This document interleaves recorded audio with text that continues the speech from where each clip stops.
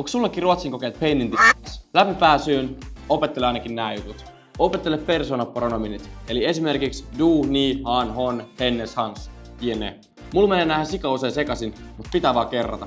Eli persoonapronominit, niiden perusmuodot, objektiivimuodot ja omistusmuodot. Kertaa substantiivien lyhyet ja pitkät muodot. Omistuksen jälkeen substantiivista tulee lyhyt muoto, eli esimerkiksi min hund.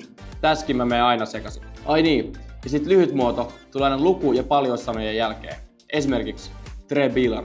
Adjektiivien tajutus menee niin, että sitä taipuu aina pääsanan mukaan. Joko en, et tai monikkomuodossa. Tai jotenkin looginen, mutta se pitää silti aina tuplatsekkaa, että menihän se oikein. Eli sanotaan vaikka en vacker blomma, et vackert hus, tre vackra hus. Kertaa verbien aikamuodot. Eli presens, imperfekti, perfekti, plusquamperfekti, perusmuoto plus apuverbit, joita minkäkin käytetään. Sitten ne epäsäännölliset. Niiden kanssa mä oon aina struglannut. Ne vaan pitää painaa mieleen.